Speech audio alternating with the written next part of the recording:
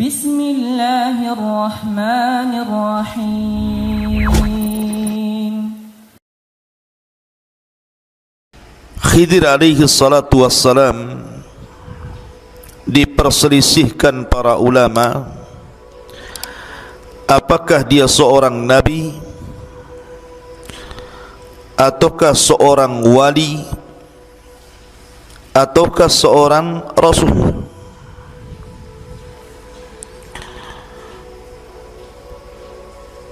Kenapa diperselisihkan oleh para ulama tentang kenabiannya?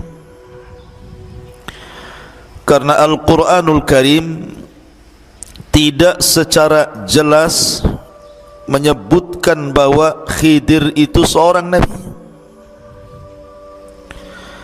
Begitu juga hadis-hadis Nabi sallallahu alaihi wasallam. Sebab kalau seandainya Al-Quran dan Sunnah Nabi sallallahu alaihi wasallam menyebutkan Khidir adalah satu di antara nabi-nabi yang ma'ruf seperti 25 nabi dan rasul, tentu meragukan kenabian Khidir bisa kufur. Tetapi karena tidak ada nas yang sharih yang jelas dalam Al-Quran atau Sunnah Nabi sallallahu alaihi wasallam, dari sini terjadi perselisihan para ulama. Apakah dia seorang nabi, seorang rasul, ataukah hanya sekedar wali dari wali-wali Allah? Yang mengatakan bahwa Khidir seorang nabi, tentu seorang nabi memiliki mukjizat. Disebutkan di dalam Sahihain atau dalam Sahih Bukhari dari Abu Hurairah radhiyallahu an,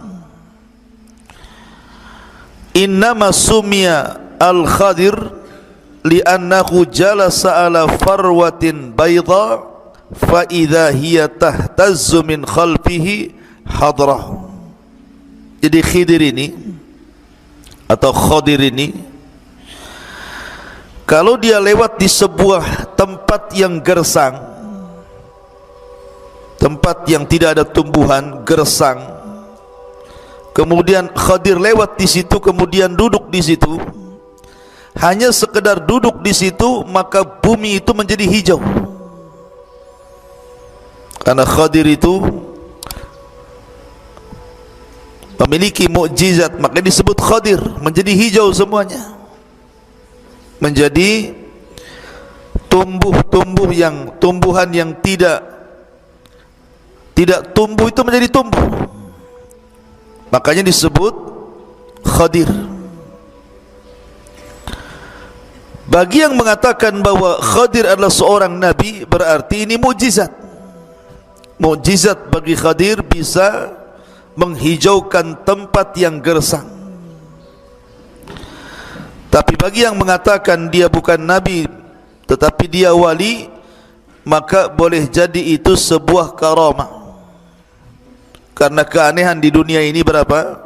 Ada 3. Ada yang disebut dengan mukjizat, dan itu khusus para nabi dan rasul. Yang kedua, ada yang disebut dengan karamah, dan itu hanya dimiliki para wali-wali Allah. Dan yang ketiga, ada yang disebut dengan sihir, dan itu dimiliki para bomo, dukun, paranormal, dan yang semisalnya. Inilah keanehan di dunia. Kalau tidak mukjizat, karamah. Kalau tidak karamah, sihir. Bagi yang mengatakan Khidir adalah nabi, berarti menghijaukan tempat gersang, mukjizat. Bagi yang mengatakan dia adalah wali, berarti itu sebuah karamah. Ada juga yang mengatakan bahwa ketika Nabi Musa alaihi salatu wassalam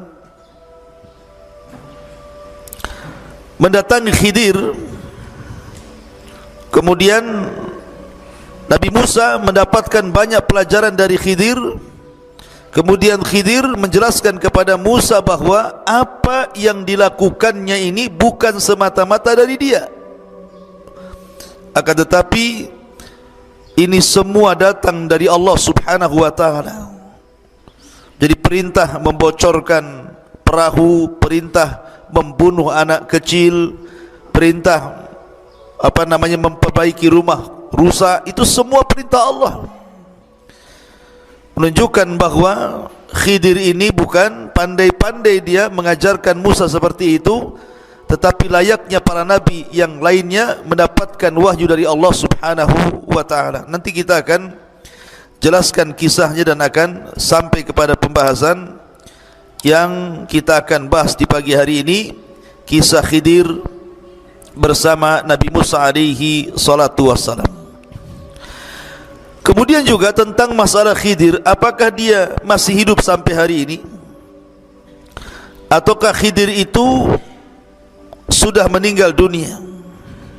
Jadi perselisihannya apakah Khidir masih hidup sampai hari ini, ataukah dia sudah meninggal dunia. Ada yang mengatakan bahwa Khidir ini masih hidup sampai sekarang.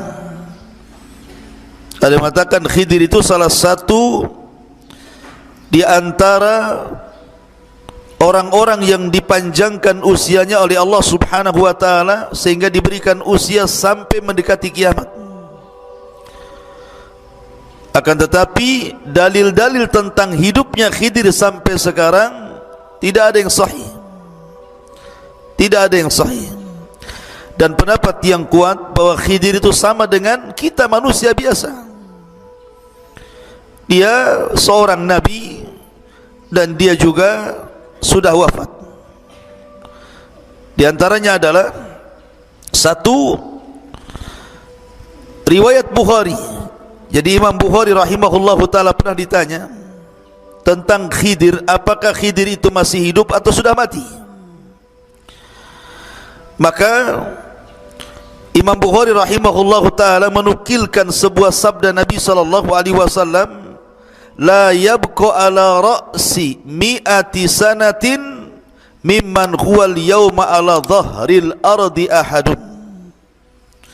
Kata Nabi sallallahu alaihi wasallam, tidak mungkin seseorang itu hidup di atas 100 tahun sampai hari ini kecuali dia mati. Kemudian juga sebagian para ulama berdalil dengan surah Al-Anbiya ayat 34. Wa ma ja'alna li basyarin min qablikal khulda afa immitta fahumul khalidun. Dan tidaklah kami jadikan untuk manusia sebelum wahai Muhammad kekal, artinya tidak ada umat sebelum Nabi sallallahu alaihi wasallam kecuali mati. Kami tidak menjadikan manusia sebelummu itu kekal wahai Muhammad. Fa immitta fahumul khalidun. Jika engkau mati kemudian mereka kekal, tidak ada, sebab sudah mati. Dari sini menunjukkan, kata Abul Farraj Ibnul Jauzi rahimahullahu ta'ala, menunjukkan bahwa Khidir itu sudah meninggal dunia. Kemudian juga Syekhul Islam Ibn Taimiyah rahimahullahu ta'ala, Syekhul Islam Ibn Taimiyah rahimahullahu ta'ala mengatakan, lau kana al-Khadiru hayyan la wajaba alaihi an ya'tiya an-nabiy sallallahu alaihi wasallam wa yujahidu baina yadayhi wa yata'allamu minhu. Wa qad kana an-nabiy sallallahu alaihi wasallam yawma badrin qala Allahumma in tahlik hadhihi al-isabah la tu'bad fil ardi abada. Kata Syekhul Islam Ibn Taimiyah rahimahullahu ta'ala, kalau seandainya Nabi Khidir itu hidup sampai hari ini, maka Khidir wajib mendatangi Nabi sallallahu alaihi wasallam, berjihad bersama Rasul, belajar kepada Rasul sallallahu alaihi wasallam, karena Rasul pernah mengalami kesulitan di perang Badar. Ketika Nabi sallallahu alaihi wasallam keesokan harinya mau perang Badar, dia takut kekalahan. Makanya Rasul berdoa, ya Allah, kalau kau hancurkan kelompok yang sedikit ini, yang jumlahnya hanya 314 orang itu, engkau tidak akan ada yang menyembah lagi. Kata Syekhul Islam Ibn Taimiyah rahimahullahu ta'ala, dia mengatakan, kalau seandainya Khidir hidup, kenapa tidak hadir di perang Badar? Kenapa tidak hadir? Masa membiarkan Nabi SAW kemudian harus berjihad sendirian, padahal ada Khidir gitu ya. Dari sini menunjukkan bahwa Khidir sudah meninggal dunia dan tidak ada cerita Khidir masih hidup. Dan kalaulah kita katakan Khidir masih hidup, anggaplah Khidir masih hidup, maka tidak ada keleluasaan bagi Khidir kecuali harus mengikuti Nabi SAW. Makanya Rasul mengatakan, wallahi law kana Musa hayyan ma wasi'ahu illa an yattabi'ani. Kalau seandainya Musa, Nabi yang lebih afdal daripada Khidir itu hidup, tentu tidak ada keleluasaan Musa kecuali dia harus mengikuti diriku. Hadis ini dikeluarkan Imam Ahmad dalam musnadnya. Taib, ini sekilas tentang Khidir. Kita masuk pada ayat surah Al-Kahfi. Allah Subhanahu wa taala berfirman, wa idh qala Musa li fatahu la abrahu hatta ablugha majma'al bahraini au amdiya huquba. Coba perhatikan, jangan ribut. Dan ingatlah ketika Musa berkata kepada pembantunya. Siapa pembantunya di sini maksudnya? Maksudnya Nabiullah Yusa ibn Nun. Jadi Nabi Musa alaihi salatu wassalam berdua bersama siapa? Yusa ibn Nun. Sama dengan Nabi SAW ketika berdakwah dari Mekah ke Taif, berdua bersama siapa? Zaid ibn Harithah. Maka begitu juga Musa alaihi salatu wassalam ditemani oleh pembantunya namanya Yusa ibn Nun. Lah Yusa ibn Nun ini yang kelak akan meneruskan perjuangan Nabi Musa. Jadi ketika Nabi Musa alaihi salatu wassalam meninggal dunia di bumi linglung atau Ardut Tih itu, maka yang meneruskan perjuangan Musa itu adalah pembantunya Yusa ibn Nun, yang memimpin jihad, yang kemudian mengambil Baitul Maqdis dan menempatkan Bani Israel di situ. Dan dia diberikan mukjizat mampu menahan matahari untuk tidak tenggelam saat perang. Itulah Yusa ibn Nun. Dan ingatlah ketika Musa berkata kepada pembantunya Yusa ibn Nun, aku tidak akan berhenti berjalan sebelum sampai ke pertemuan dua lautan, atau aku akan berjalan terus sampai bertahun-tahun. Disebutkan dalam riwayat ikhwan dari Abdullah ibn Abbas radhiyallahu anhuma, dari Ubay ibn Ka'ab. Dan Ubay ibn Ka'ab ini satu di antara 4 sahabat yang direkomendasikan Nabi SAW untuk diambil Al-Quran darinya. Kata Rasul, khudul Quran min 4. Ambillah Al-Quran dari 4 sahabat. Salah satunya adalah Ubay ibn Ka'ab. Jadi Ubay ibn Ka'ab ini menceritakan tentang kisah Nabi Musa alaihi salatu wassalam yang ia dengar dari Nabi SAW. Jadi suatu ketika, kata Nabi SAW, Musa itu pernah berkhutbah di hadapan Bani Israel. Setelah berkhutbah, tiba-tiba berdiri seorang laki-laki dan mengatakan, ya Musa, ya Nabi Allah, apakah ada orang yang lebih berilmu dibandingkan dirimu? Apakah di sana ada orang yang lebih berilmu dibandingkan dirimu? Manusiawi, Musa itu bukan malaikat ya. Dia pun kemudian muncul sifat kemanusiaannya dan mengatakan, tidak ada orang yang lebih alim dibandingkan diriku. Dan dia lupa mengucapkan insyaallah. Lupa mengucapkan insyaallah. Harusnya insya Allah tidak ada kan gitu ya, kecuali aku gitu. Tapi Musa alaihi salatu wassalam menasabkan kepada dirinya seolah-olah ada kesombongan di sini. Ma'asyiral muslimin yang dimuliakan Allah Azza wa Jalla, ataupun Musa alaihi salatu wassalam lupa untuk menasabkan ilmu kepada Allah Azza wa Jalla. Makanya dari sini kemudian Allah Subhanahu wa taala memberikan pelajaran kepada Musa alaihi salatu wassalam, seolah Allah ingin katakan, "Hei Musa, jangan berkata seperti itu." Karena di sana ada orang yang memiliki ilmu yang engkau tidak punya. Maksudnya diisyaratkan kepada Nabi Allah Khidir alaihi salatu wassalam. Maka sebagai bentuk hukumannya, karena engkau sudah mengatakan seperti itu, maka engkau harus rihlah untuk talabul ilmi, cari orang namanya Khidir, dan tempatnya di antara pertemuan dua lautan. Subhanallah. Suruh nyari alamat tak jelas. Sekarang kan enak tuh pakai Google Map, ya kan? Kalau ini kan gak jelas alamatnya, pokoknya ada pertemuan dua lautan, kau di situ akan dapatkan Khidir. Gak jelas RT-nya berapa, RW-nya berapa, kelurahan berapa, kecamatan mana, gak jelas. Ya. Pokoknya pertemuan dua lautan, carilah pertemuan dua lautan itu, kau akan dapat Khidir di situ katanya. Subhanallah ikhwan, ini rihlah perjalanan yang gak jelas alamatnya.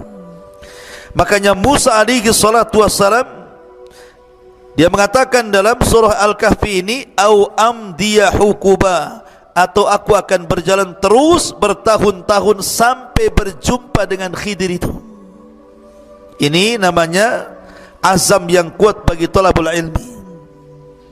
Dan begitulah para ulama mengajarkan kepada kita adanya rihlah, adanya safar untuk talabul ilmi, sebagaimana Jabir bin Abdullah radhiyallahu an harus safar dari Madinah menuju Syam menemui Abdullah ibn Unais hanya ingin mendapatkan satu buah hadis Nabi sallallahu alaihi wasallam.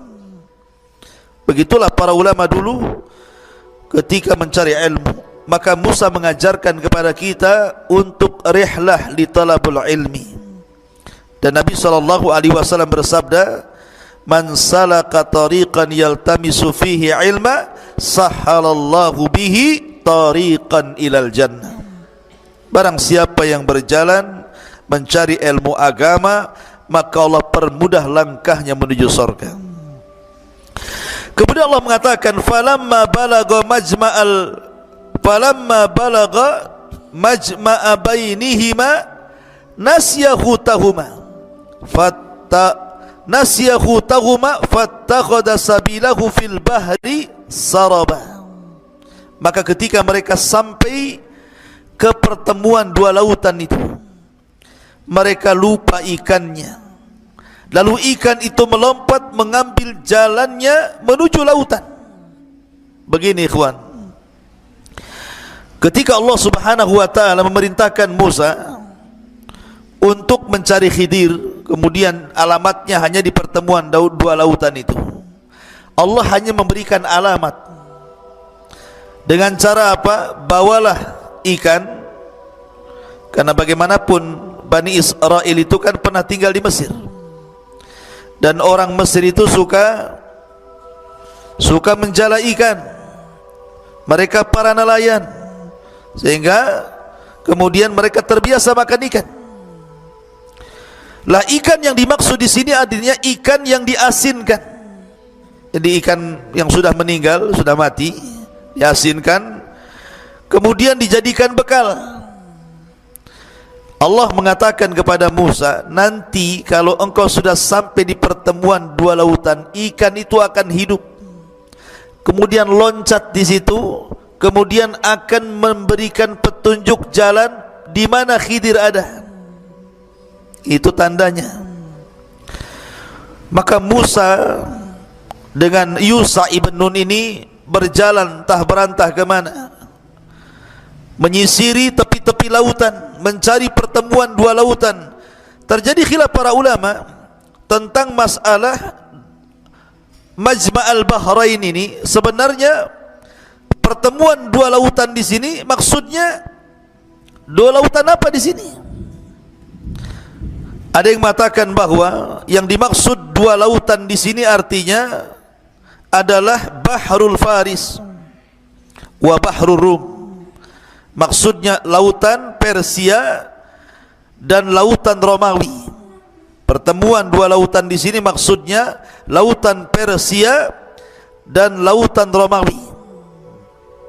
Ini sebagaimana yang disebutkan oleh Imam As-Suyuti rahimahullahu taala dari Qatadah, bahwa yang dimaksud Majma' al-Bahrain ini adalah Bahru Farisin wa Rum, pertemuan dua lautan, lautan Persia dan lautan Romawi, dan dua-duanya adalah disebut dengan dua pertemuan lautan. Ada juga yang mengatakan maksudnya Majma' al-Bahrain ini di mana maksudnya di Afrika, di Afrika sana. Jadi Musa itu berjalan, bayangkan, berjalan begitu jauh sampai ke Afrika, baru berjumpa pertemuan dua lautan. Dan ini sebagaimana dikatakan oleh Ubay ibn Ka'ab radhiyallahu anhu. Ada juga yang mengatakan dua pertemuan lautan itu artinya Tonja, Laut Tonja. Laut Tonja, disitulah terjadi pertemuan dua lautan. Tapi ada juga yang mengatakan sebenarnya tidak jauh-jauh daripada Bukit Tursina, Bukit Saina, masih daerah-daerah Mesir juga ya. Tapi ini sekali lagi bahwa tidak ada nas yang jelas dua lautan ini di mana, karena Al-Quran tidak menyebutkan tempatnya, hanya menyebutkan posisinya di antara pertemuan dua lautan. Adapun di mananya entah berantah. Cuman di sini para ulama hanya kemudian berusaha untuk menggali situs sejarah sehingga muncul tadi Laut Persia dan Romawi. Ada yang mengatakan Laut Afrika, ada yang mengatakan Laut Tonja. Wallahu a'lam. Ya. Ma'asyiral muslimin yang dimuliakan Allah Subhanahu wa taala. Kemudian ketika kemudian tanpa sadar sudah lama mereka berjalan, rupanya sampai di pertemuan dua lautan itu, tapi keduanya tidak sadar. Keduanya tidak sadar. Makanya Allah mengatakan falamma jawaza qala li fatahu atina ghada'ana laqad laqina min safarina hadza nasaba. Jadi sebenarnya ketika istirahat itu di sebuah batu sedang tidur antara Yusa dan juga Musa alaihi salatu wassalam, Yusa ini melihat rupanya ikan asinnya itu, ikan yang dibawanya itu hidup di keranjangnya itu, tiba-tiba loncat. Ketika dia loncat ke air, kemudian ikan ini tiba-tiba berjalan. Yusa ini mengikuti ikan itu dari belakang. Ini ikan mau kemana ini? Dan Yusa terngiang dengan perkataan Musa bahwa kalau ikan itu hidup kemudian nyemplung ke air, berarti di situ tempatnya. Tetapi Yusa ibn Nun lupa ketika Musa sudah terbangun, lupa mau nyampaikan. Malah kemudian berjalan lagi menjauhi tempat itu, padahal sudah benar tempatnya itu. Akhirnya ketika sudah jauh dari tempat yang dituju, Allah Subhanahu wa taala berfirman, maka ketika mereka telah melewati tempat itu, Musa berkata kepada pembantunya, bawakan kemari makanan kita, sungguh kita telah merasa letih karena perjalanan kita ini. Manusiawi, Musa bukan malaikat, dia perlu makan, perlu minum, lapar karena sudah berjalan jauh. Kemudian Allah mengatakan, qala ara'aita id awayna ila as-sahra fa inni nasitul hut wa ma ansanihu illa syaitan an adhkurahu wattakhadha sabilahu fil bahri ajaba. Dia pembantunya menjawab, maksudnya Yusa ibn Nun mengatakan, tahukah engkau wahai Musa, ketika kita mencari tempat berlindung di sebuah batu tadi, kita istirahat tadi di antara dua pertemuan itu, lautan itu, maka aku lupa menceritakan tentang ikan itu, bahwa ikan itu hidup kemudian loncat. Aku lupa, betul-betul aku lupa menceritakan itu. Dan tidak ada yang membuat aku lupa untuk mengingatnya kecuali syaitan. Karena syaitan itu selalu menggoda manusia untuk menyesatkan. Jadi Yusuf tergoda oleh syaitan sehingga lupa menceritakan kepada Musa alaihi salatu wassalam. Makanya Nabi SAW bersabda, bagaimana orang yang solat diganggu syaitan kan? Di mana ketika sebelum solat dia cari-cari barang gitu kan, lupa dia, sengaja dilupakan syaitan. Kemudian ketika solat setan ngasih tahu, oh barang yang kau cari ada di lemari loh. Oh iya, baru ingat, Allahu Akbar, lah iya dompet saya kok di situ katanya. Ya, dibuat kemudian kita ini was-was dalam solat gitu ya. Maka kata Yusuf ibn Nun alaihi salatu wassalam, dan ikan itu mengambil jalannya menuju lautan dengan cara yang aneh sekali. Kata Musa, kenapa kau baru cerita? Ma'asyiral muslimin yang dimuliakan Allah Subhanahu wa taala. Makanya Musa mengatakan, qala dzalika ma kunna nabghi fartadda ala atharihi ma qasasa. Kata Musa, lah itu kan tempat yang kita cari selama ini, pertemuan dua lautan, dan ketika sudah sampai di situ maka Allah akan hidupkan ikan kemudian loncat. Lalu keduanya kembali ke jalan semula, mengikuti jejak-jejak jalan supaya tidak sesat kembali, balik lagi ke tempat istirahat pertama. Akhirnya ketika sudah kembali ke tempat istirahat pertama, Musa mulai mencari-cari Khidir di situ. Jalan ke barat, ke timur, ke utara, ke selatan gitu ya. Akhirnya Allah takdirkan Musa pun berjumpa dengan seseorang. Dialah Khidir alaihi salatu wassalam. Fawajada abdan min ibadina atainahu rahmatan min indina wa allamnahu min ladunna ilma. Lalu mereka berdua bertemu dengan seorang hamba, maksudnya Khidir, di antara hamba-hamba kami yang telah kami berikan rahmat kepadanya dari sisi kami, dan yang telah kami ajarkan ilmu kepadanya dari sisi kami. Lihat, Allah dahulukan rahmat dibandingkan ilmu, menunjukkan bahwa kasih sayang itu penting ya, sebelum seseorang itu belajar, karena ini adab ya. Ma'asyiral muslimin yang dimuliakan Allah Azza wa Jalla, ikhwan akhwat yang dimuliakan Allah Azza wa Jalla. Jadi ketika Musa berjumpa dengan seseorang yang sedang duduk di atas batu, maka Musa alaihi salatu wassalam mengatakan, assalamualaikum, mengucapkan salam. Tiba-tiba Khidir seolah-olah sudah kenal, waalaikumsalam. Man'an, siapa kamu? Nabi Musa mengatakan, ana Musa. Kata Khidir, Musa Bani Israel? Katanya, apakah Musa nabinya Bani Israel? Kata Musa, ya. Apa tujuanmu?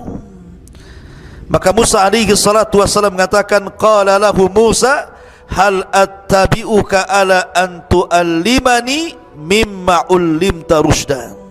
Musa berkata kepada Khidir, bolehkah aku mengikutimu agar engkau mengajarkan kepadaku ilmu yang benar yang telah diajarkan kepadamu untuk menjadi sebuah petunjuk? Lihat tawadhunya Khidir, minta diajari. Makanya kisah tentang Musa dan Khidir ini sebelumnya bicara tentang kesombongan iblis. Kalau antum baca surah Al-Kahfi, sebelum menceritakan tentang Khidir, ayat sebelumnya itu bicara tentang kesombongan iblis. Ketika iblis tidak mau sujud kepada Adam alaihi salatu wassalam, dan Allah katakan aba wastakbara wa kana minal kafirin. Dia enggan, dia sombong, dia termasuk orang kafir. Padahal sudah jelas-jelas Adam itu dilebihkan dari iblis dengan ilmu. Makanya Musa alaihi salatu wassalam dengan tawadhu'nya, rendah hatinya, dia mengatakan kepada Khidir, bolehkah aku mengikutimu agar engkau mengajarkan kepadaku ilmu yang benar yang telah diajarkan kepadamu untuk dijadikan petunjuk. Tapi Khidir mengatakan, qala innaka lan tastati' ma iya sabra. Kalau engkau ingin jadi muridku, seolah-olah mengatakan seperti itu, engkau tidak akan sanggup sabar kayaknya. Kau enggak akan sabar. Di sini ada faedah apa? Mencari ilmu itu harus sabar. Sabar. Ya. Terkadang seseorang itu tidak bisa istirahat ketika thalabul ilmi. Makanya Yahya bin Abi Katsir mengatakan, la yunalul ilmu birahatil jismi. Ilmu itu tidak diraih dengan istirahatnya badan. Harus lelah, harus capek. Kadang kurang tidur, kadang ngantuk gitu kan. Ya kalau tidur terus ya pulang saja, enggak usah ngaji. Ya. Siapa yang tidur? Bangunkan yang tidur. Tolong keluar berjemur di situ yang tidurnya. Kalau tidur, saya lihat tidur, saya suruh berjemur di situ, di tempat dak-dakan situ. Mumpung lagi hujan. Ya. Jadi di sini kembali bahwa Musa alaihi salatu wassalam ketika meminta untuk diajarkan ilmu kepada Khidir, Khidir mengatakan, engkau tidak akan sanggup sabar bersamaku. Kenapa demikian? Karena nanti ilmu yang akan diajarkan Khidir itu aneh masalahnya. Ya. Kemudian Musa mengatakan, wa kaifa tasbiru ala ma lam tuhit bihi khubra. Dan bagaimana engkau akan dapat sabar atau sesuatu atas sesuatu sedangkan engkau belum mempunyai pengetahuan yang cukup tentang hal itu. Qala satajiduni insyaallahu sabira wala a'siyalaka amra. Musa berjanji di sini kepada Khidir, insyaallah engkau akan dapati aku termasuk orang yang sabar dan aku tidak akan menentangmu dalam urusan apapun. Musa janji nih, saya akan sabar. Apapun yang kau ajarkan saya akan tidak akan tentang. Karena Musa betul-betul ingin mencari ilmu masalahnya. Ya. Maka Allah Subhanahu wa taala melanjutkan firman-Nya. Qala fa in ittaba'tani fala tas'alni an syai'in hatta uhditsa laka minhu dzikra. Ini syaratnya. Khidir memberikan syarat kepada Musa. Jika engkau mengikutiku wahai Musa, maka janganlah engkau menanyakan kepadaku tentang sesuatu apapun. Kalau aku ajarkan sesuatu kepadamu, jangan tanya kenapa dan kenapa. Pokoknya lihat saja, ambil ilmunya sampai aku menerangkannya. Ini penting adab seorang yang menuntut ilmu, ikhwan. Ya. Ma'asyiral muslimin yang dimuliakan Allah Azza wa Jalla. Fantalaqa hatta idza raqiba fis safinati kharaqaha. Qala akharaqtaha litughriqa ahlaha laqad ji'ta syai'an nukrah. Ini pelajaran pertama ini. Jadi Nabi Musa alaihi salatu wassalam diajak safar oleh Khidir, kemudian naik perahu. Di dalam perahu itu ada 8 orang, berarti 10 orang dengan Musa dan Khidir. 8 orang yang di atas perahu itu semua orang-orang miskin, orang-orang fakir. Ya. Satu perahu dengan Nabi Musa alaihi salatu wassalam dan dengan Khidir alaihi salatu wassalam, karena Yusa sudah pulang. Yang jelas Musa sudah berjumpa dengan Khidir, tugas dia selesai mengantarkan, Yusa pulang. Dan ingat ikhwan, sebenarnya secara keutamaan Musa itu jauh lebih utama dibandingkan Khidir. Kenapa? Karena Musa seorang nabi, Musa seorang rasul, Musa kalimullah, dan dia adalah nabi dari nabi-nabi yang masyhur dari nabi Bani Israel. Adapun Khidir diperselisihkan kenabiannya, apalagi kerasulannya, dan dia bukan kalimullah. Ya. Tetapi walaupun demikian, mencari ilmu itu tak pandang bulu, mau kepada orang yang di atas kita, mau kepada orang yang di bawah kita, atau mau kepada orang yang setara dengan kita. Maka Musa alaihi salatu wassalam beriktikad untuk belajar kepada Khidir, mencari manfaat dunia dan akhirat. Lah, pelajaran yang pertama ketika Musa dan Khidir itu masuk ke dalam perahu ini kan berjalan sampai ke tujuannya. Di dalamnya banyak orang-orang fuqara wal masakin, termasuk yang punya perahu juga fakir. Tiba-tiba setelah perahu itu nyandar, Sudah sampai di tujuan, Musa pula ambil martil. Tahu martil? Martil itu palu untuk mentung yang ngantuk biasanya, ya. Jadi tahu-tahu martil ini dipukulkan ke perahu itu, bolong perahu itu. Namanya perahu bolong, keluar air dalam perahu itu, naik air itu. Akhirnya orang-orang pun langsung turun, tenggelamlah perahu itu. Bayangkan secara logika, ketika keduanya naik perahu, sudah digratiskan yang punya perahu, diantarkan ke tujuannya, sampai di tujuannya dirusak pula perahunya. Ini ilmu apa ini? Ya. Lah Nabi Musa alaihi salatu wassalam ini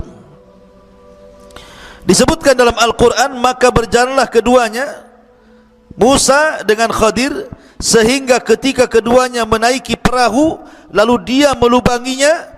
Dia pun Musa berkata, mengapa engkau melubangi perahu itu? Apakah untuk menenggelamkan penumpangnya? Sungguh engkau telah berbuat sesuatu kesalahan besar. Musa marah, karena Musa ini tidak bisa diam untuk melihat kemungkaran masalahnya. Di masa mudanya saja dia, ketika dia berjalan malam-malam di gang-gang di Mesir, ada anak muda kelahi, yang satu dari Bani Israel, yang satu dari kaum Kiptinya Firaun, kelahi. Langsung oleh Musa dilerai, jangan kelahi kalian. Kemudian ketika anak muda dari kaum Kipti mau nonjok Nabi Musa, oleh Musa ditangkis, hanya ditangkis seperti ini saja, kemudian terjungkal, mati dia.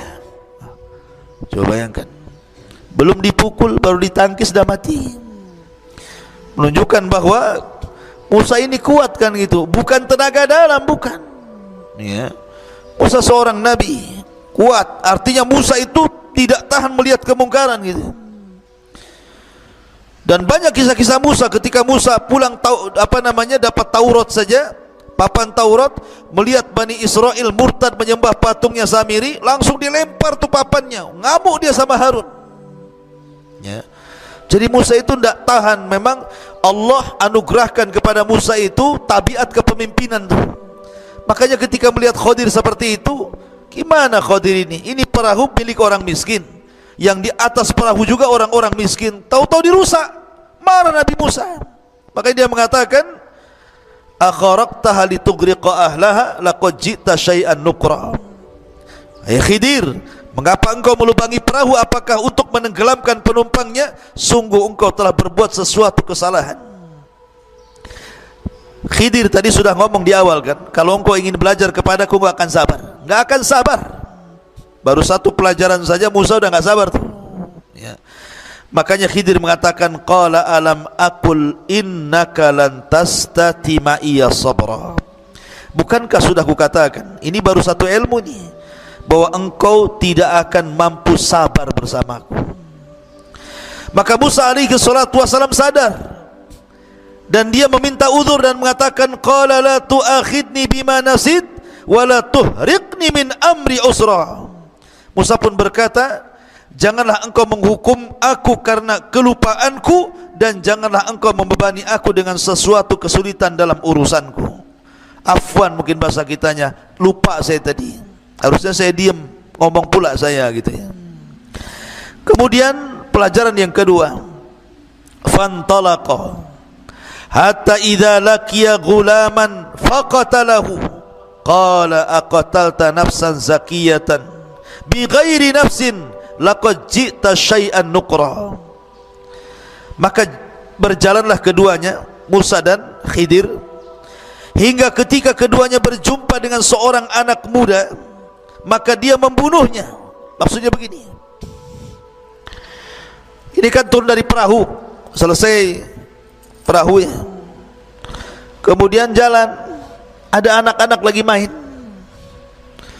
Ada yang mengatakan bahwa anak yang dibunuh oleh Khidir itu usianya 13 tahun. Guys, siapa 13 tahun di sini? Ada yang 13 tahun di sini? Berapa antum usianya? Berapa antum usianya? 15. Udah balik antum. Jadi usianya 13 tahun. Kan masih kecil tuh, masih SD tuh. Lagi main-main, mungkin kalau sekarang lagi main bola di lapangan itu.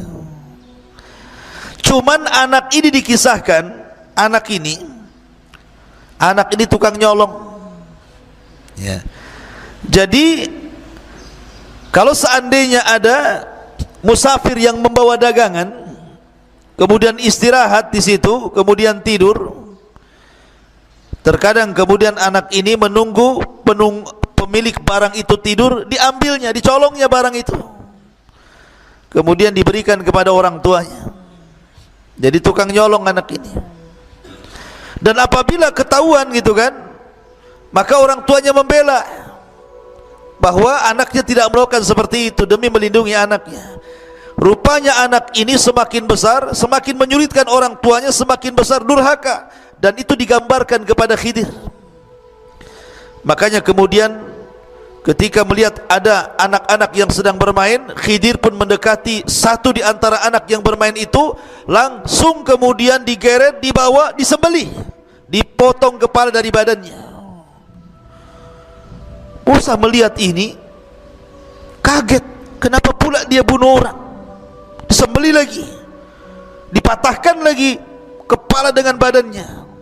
Makanya kemudian digambarkan di sini, maka berjalanlah keduanya hingga ketika keduanya berjumpa dengan seorang anak, maka Khidir pun membunuhnya.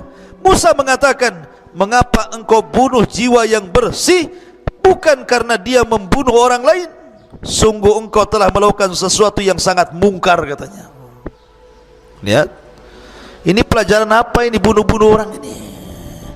Pelajaran kok bunuh-bunuh orang? Makanya Musa emosi lagi. Ini nggak benar ini, kau ini sudah buat mungkar nih. Tetapi Khidir mengatakan, qala alam aqul laka innaka lan tastati ma iya sabra. Bukankah sudah kukatakan, ini baru 2 pelajaran kau nggak sabar kan?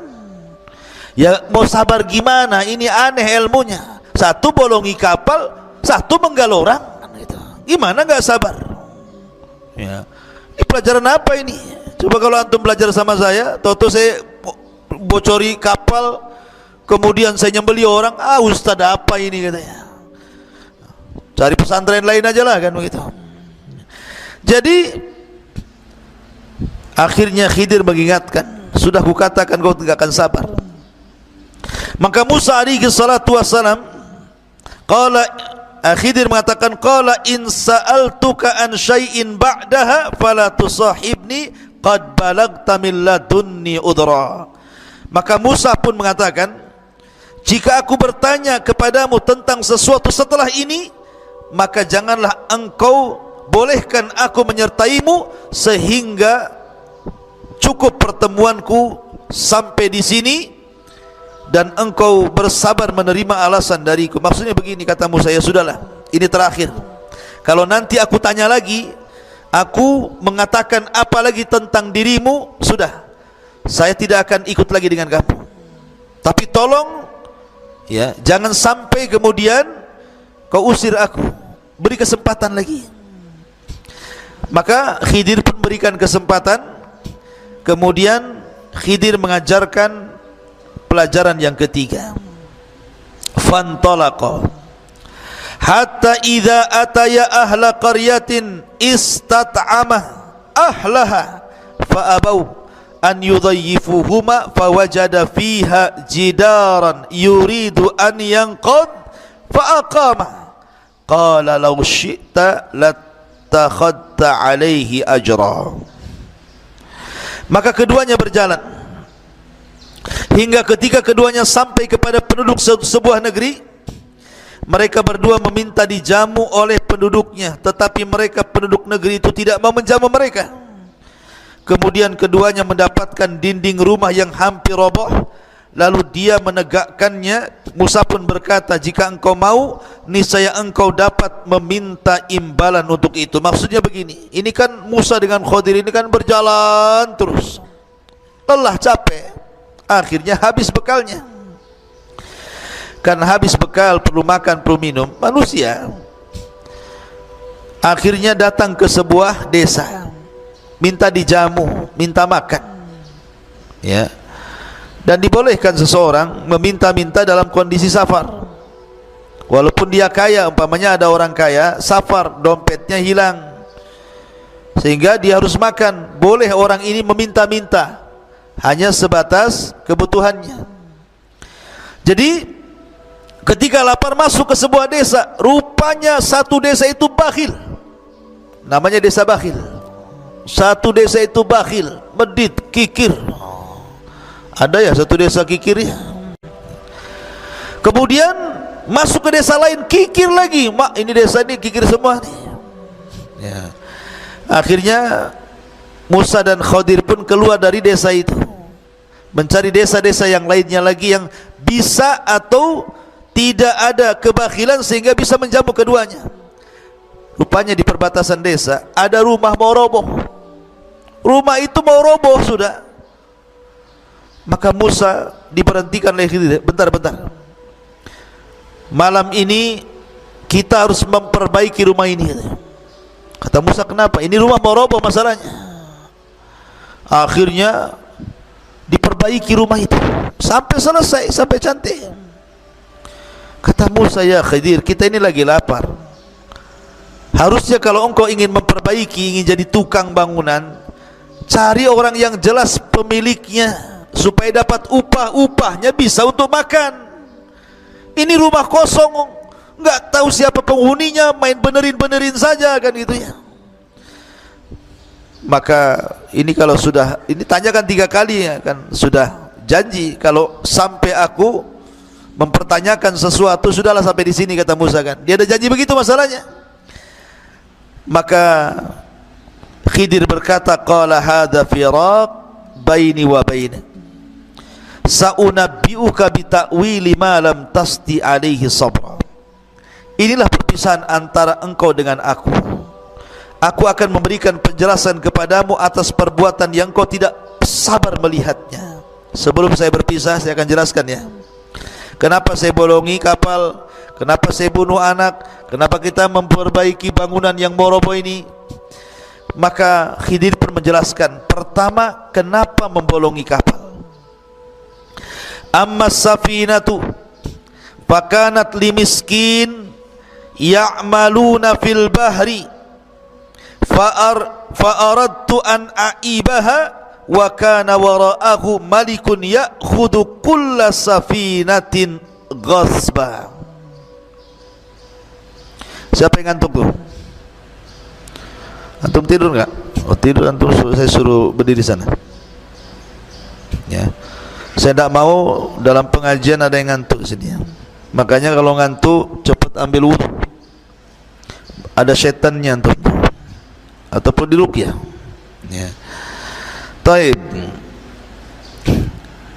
Jadi di sini saya ulangi, adapun perahu itu adalah milik orang miskin yang bekerja di laut.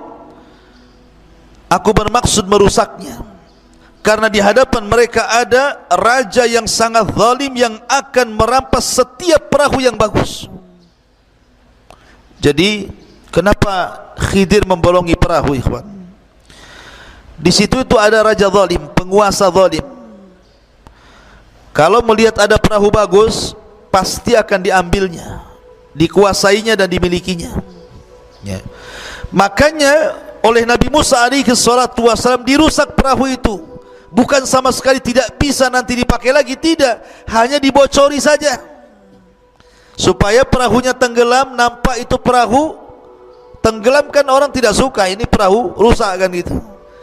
Tapi seandainya perahu itu mau diperbaiki bisa, karena tinggal ditambal saja yang bolong tadi, supaya menghindari kezaliman raja. Karena kasihan, ini yang punya perahu orang miskin masalahnya. Ini takwil yang pertama.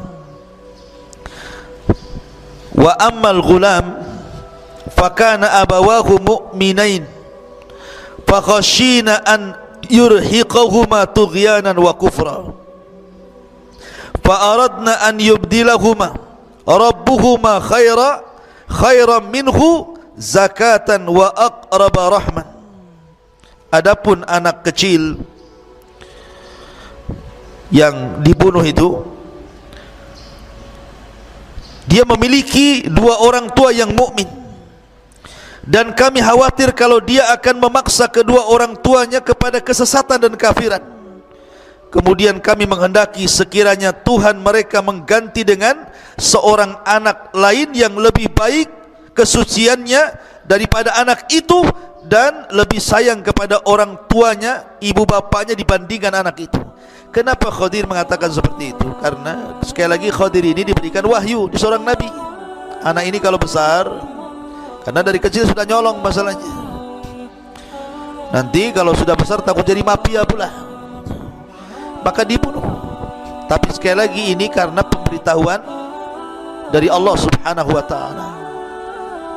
Jangan pula kemudian main bunuh saja kan itu. Tengok anak kecil ambil pisau tusuk. Kenapa tusuk? Nih kalau gede jadi kurang ajar sama orang tuanya. Nah, tahu dari mana tuh? Main tusuk saja kan begitu. Ini Khidir diberikan wahyu, makanya dia tahu anak ini kalau besar akan jahat, makanya dibunuhlah anak ini supaya Allah menggantikan yang lebih baik. Nanti kalau dia besar, takutnya orang tuanya jadi sesat kafir gara-gara anaknya, ya. Kemudian yang terakhir, wa ammal jidar fakana li gulamaini yatimaini fil madinati wa kana tahtahu kanzun lahuma wa kana abuhuma salihan fa arada rabbuka an yablugha ashuddahuma wastakhrija kanzahuma rahmatan min rabbika wa ma fa'altuhu an amri dzalika ta'wilu ma lam tasti alaihi sabra. Adapun dinding rumah itu adalah milik dua anak yatim di kota itu, yang di bawahnya tersimpan harta bagi mereka berdua, dan ayahnya seorang yang saleh. Maka Tuhan menghendaki agar keduanya sampai dewasa, dan keduanya mengeluarkan simpanannya sebagai rahmat dari Tuhanmu. Apa yang kuperbuat bukan menurut kemauanku. Nah, dari sini menunjukkan bahwa Khidir bukan pandai-pandai, tidak. Karena Khidir mengatakan, apa yang kulakukan itu bukan kemauanku sendiri. Itulah keterangan perbuatan-perbuatan yang kau tidak sabar terhadapnya. Jadi seolah-olah Khidir ingin mengatakan begini, kenapa kita memperbaiki rumah yang roboh? Rumah ini milik dua anak yatim dan tinggal di kota. Lah, bapak-bapaknya anak yatim ini orang baik. Maksudnya bukan bapak di atasnya, ada yang mengatakan kakek buyutnya gitu ya. Itu ada turunan orang soleh dan soleha. Maka ini cucunya mewarisi kesolehannya kakek buyutnya ini. Sementara orang tuanya itu menyembunyikan warisan harta emas, perak atau apa namanya di dalam bangunan itu yang mau roboh itu. Ini kalau sampai bangunan roboh, kemudian nampak kemudian ada emas, ada perak, padahal itu adalah harta warisan anak yatim itu, nampak sama orang desa yang bakhil, tentu akan diambilnya. Maka kita lindungi dengan cara kita perbaiki, kita tutupi supaya harta itu jangan diketahui orang. Ini harta punya anak yatim, dulu kakek-kakeknya orang soleh. Nah, pentingnya antum apa? Mencari jodoh yang soleh, dan akhwat juga mencari jodoh yang soleh, supaya kalau suami istri soleh dan soleha, nanti keturunannya walaupun kedua orang tuanya sudah meninggal dunia, maka anaknya akan dilindungi para malaikat. Lihat bagaimana di sini Allah melindungi dua anak yatim lewat Khidir alaihi salatu wassalam dalam perjalanan mencari ilmunya Musa alaihi salatu wassalam. Ini diantara cuplikan tentang kisah Khidir alaihi salatu wassalam di dalam Al-Quranul Karim, tepat pada surah Al-Kahfi.